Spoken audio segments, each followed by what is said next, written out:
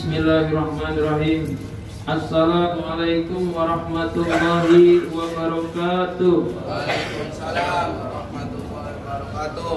Alhamdulillahirabbil alamin. Allahumma shalli ala sayyidina Muhammadin wa ala alihi wa sahbihi ajma'in. Amma ba'du.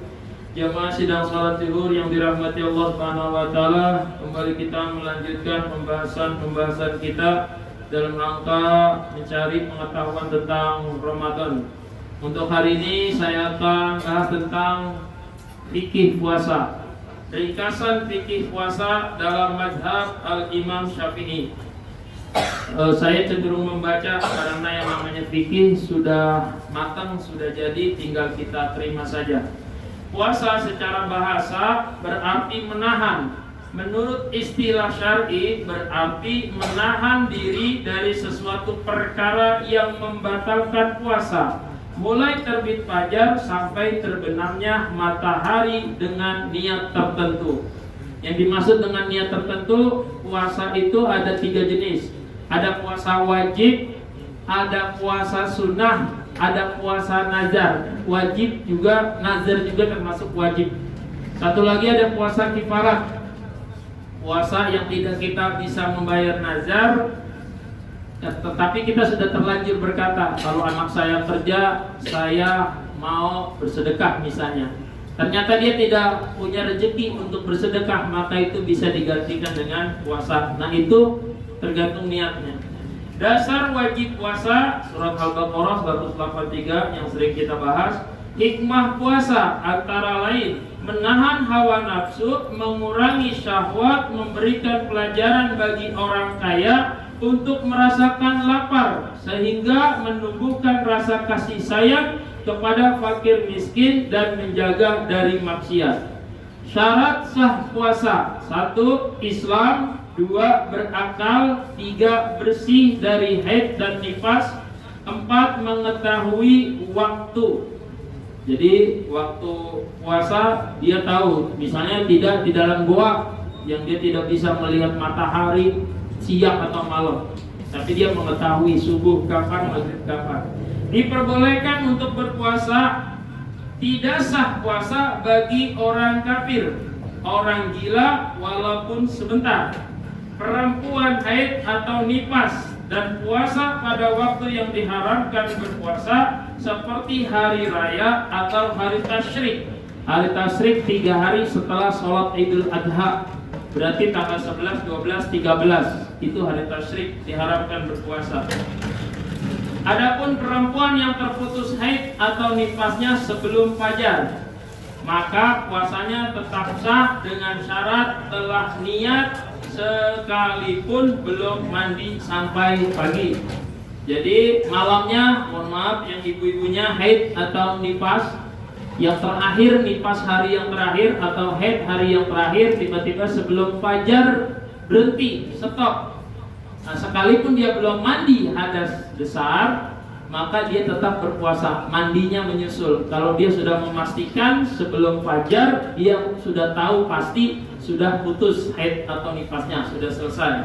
Yang penting niat, malamnya niat.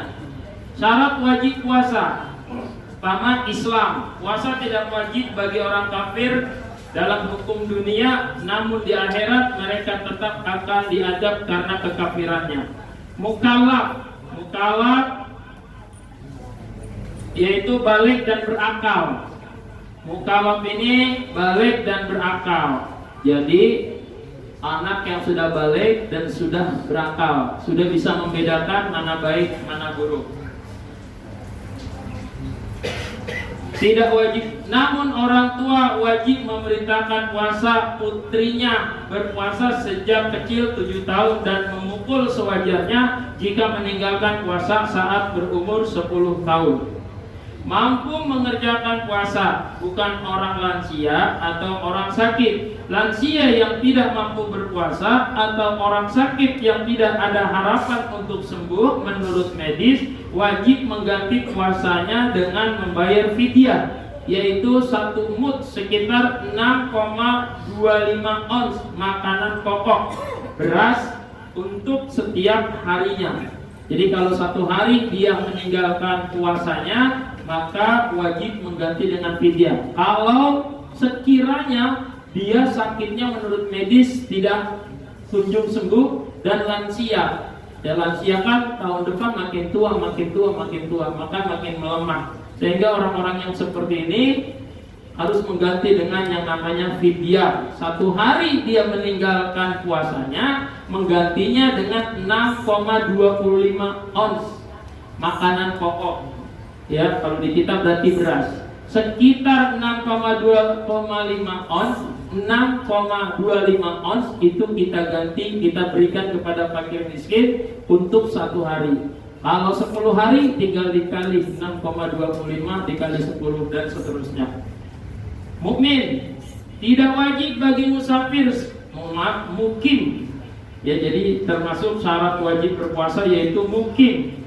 Tidak wajib bagi musafir, orang dalam perjalanan, selama ia berpergian sejauh dari 82 km atau keluar dari batas kotanya sebelum fajar dan menetap di kota tujuan tidak lebih dari 4 hari. Misalnya kita dalam perjalanan kita itu seukuran 82 km. Nah, itu kita tidak wajib. Dan dalam perjalanan kita di satu tempat tujuan itu tidak menginap, tidak bermukim lebih dari 4 hari. Kalau kita sudah, misalnya kita sampai satu tujuan Bogor atau Bandung, nah di Bandung itu kita mungkin 4 hari, ya kita udah wajib puasa sama seperti kita di sini. Tapi kalau kita nginep di sana hanya 2 hari, 3 hari, itu termasuk yang tidak wajib puasa, boleh dibatalin. Tapi juga boleh dipuasain, ya. Kalau bagi yang merasa sanggup, nggak ada masalah perjalanan ini, silakan dilanjutkan puasanya, silakan juga dibatalkan. Rukun-rukun puasa. 1, niat. Untuk puasa wajib maupun sunnah, mulai terbenamnya matahari dari awal tarawih itu hingga sebelum terbitnya fajar. Niat hendaknya dilakukan setiap malam hari selama sebulan penuh. Niat itu rukun, dilakukan di dalam hati. Tanpa niat dalam hati, puasanya tidak sah. Adapun mengucapkan talafuz niat itu sunnah. Jadi kalau di dalam hati jelas itu harus. Dalam hati kita sudah bermaksud, sudah menginginkan, sudah berencana, ya berniat, saya mau puasa besok. Itu sebenarnya sudah sah.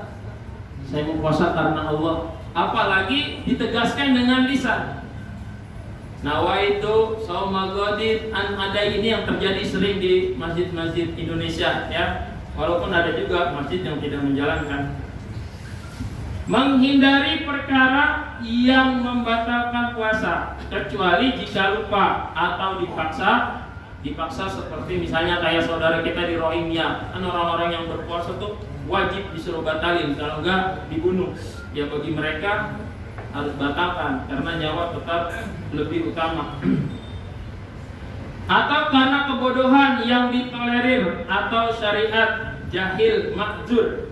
Jahil makzur, kebodohan yang ditolerir syariat ada 2. Pertama, hidup jauh dari ulama.